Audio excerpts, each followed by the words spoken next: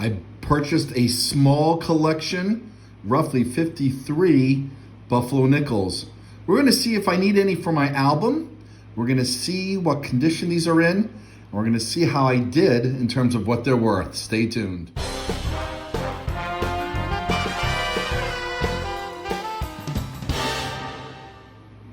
Hi collectors, thanks for watching. I'm the collector of coins. Welcome to my channel if this is your first time watching my videos. And if you're returning to my channel and have not yet subscribed, I hope you'll consider subscribing. There's a little link down in the bottom of the video that you can click as a shortcut. In the meantime, I bought a whole bunch of coins from a collector. These are specifically the Buffalo nickels. There are 53 of them. I think I got a good price on them, but we will find out. I was told they were not gone through. I have not gone through them yet, and I will in this video. I have my Buffalo nickel album here. I need quite a lot of them. Mostly the teens. I think as we go into the 20s and 30s, I have more, but I'm missing quite a few from San Francisco and from Denver as well. And this page is almost done. But we're gonna be looking to see if I upgrade any. I have my Nick date, and those who are not familiar with Nick date, I'll put a link up top over here for a video that talks about Nick date. It helps reveal worn out dates. But just from this angle alone, I can see quite a number of dates on these coins. And like I said, we're gonna be grading them and we're gonna check the values. All right, stay tuned. All right, collectors. Well, what I did is I slid them out, and sure enough, as I did that, we have a Denver minted Buffalo from 1935. I'm pretty sure I have it, but we will check. If not, we'll try to assign it a grade, and I'll show you how I do that. Hang on. All right, well, we already have a 1935D in the album. The one I have looks like it's in a bit better condition than this one, but let's take a look at the condition in a minute. Okay, well, I have the Red Book of U.S. coins in front of me. Gives a very high-level overview of what to look for the conditions. So I'm thinking, let's start with very good. Horn worn nearly flat, which I'd say this is. If you compare it to the reference photo, you can see the horn and then the ear.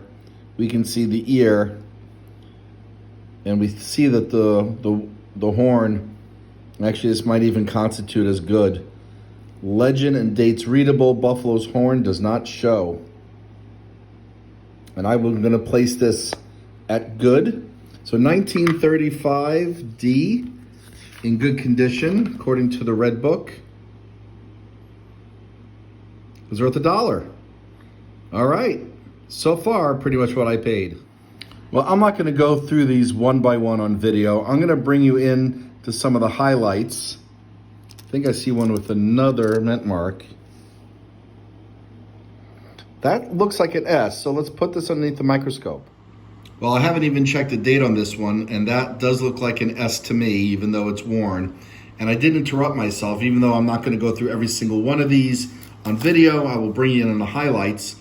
But let's together take a look at what year this is, hoping that we can make out a date. 1929S. All right, let me look that up. And before I do, let me just mention that I have a membership coming for those that are watching that want to join and get special perks on the channel. It'd be underneath the community where you'll see a button that says join. Please look out for it. All right, let's take a look to see if I need this one for my album.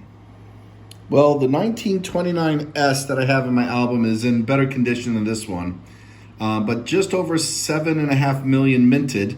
Pretty nice. And I think we're looking at maybe $1.25 for this one, in terms of value, that is. Oh, hey, collectors, pretty excited about this one. 1938D, which I need for the album. So we got an album fill at only 7 million minted. All right, that's nice. And there we go. Nice and snug in the album. Let's see if we can find some more. All right, well, I believe this is in very good condition because I could see a bit of the horn, which would place it at $4. But silly me, I did not look for a D over S variety, so I gotta pop this out of the album and put it underneath the microscope.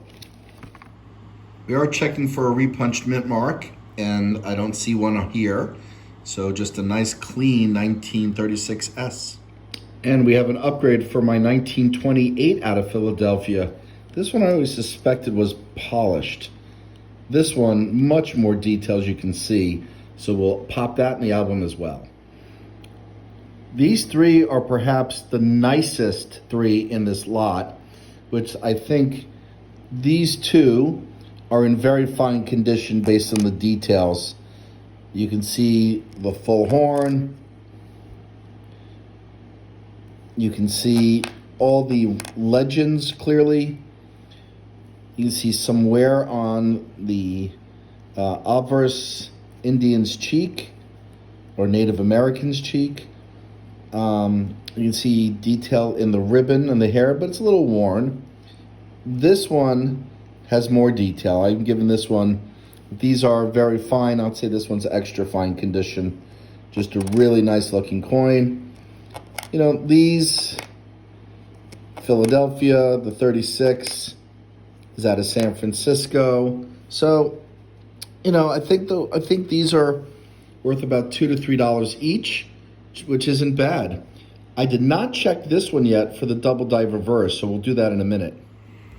Okay, well, what we're looking for is moderate doubling in 5 cents, particularly letters split like the V and the C.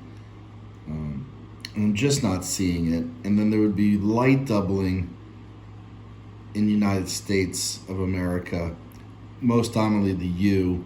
Everything else is much more subtle. And frankly, I'm not seeing any signs of doubling at all. And I did take a look at the reference picks. So we got just a really nice condition 1935 out of Philadelphia. Well, most of the coins are from the 20s and 30s, but here's a very old one. We got what looks like 1919, and I can't tell if we got some damage there. The coin is a bit corroded. I'm gonna soak it in a little bit of soap and water to see if we can get some of the dirt off, just in case. I won't clean it though, just soaking it just to see if we can loosen some stuff. I'll bring it in if it looks better than this, but in the meantime, 1919, I'd say in good condition. Nice find. Probably worth around $2, I would guess. And aside from the ones that we already put in the album, obviously we took out a few that were upgraded, but the balance here, we got about 22, 23 for the 20s. The rest are from the 30s. These have mint marks on them. And we have 2 from the teens, both 1919. The really toasty one and the less toasty one. So all in all, pretty nice. There are some others in here that I'd say are in very fine condition. I would say the majority of these from the 20s are in good condition. I think the majority from the 30s are in very good to fine condition with a few exceptions. Well, collectors, not surprisingly, we were not able to get a lot of the crust off of this 1919 nickel. You see we got some off at some of the high points, but all in all, still corroded. However, we got another, interesting. We had one more 1919, but all in all, pretty nice haul. I'll put these in flips and stay tuned for the next video, which is going to drop a few days from now, about the silver Washington quarters I purchased. Again, we'll check albums, we'll check for varieties. Anyway, thanks for watching. I hope you remember to subscribe and gave this video a thumbs up. And until next time, happy collecting.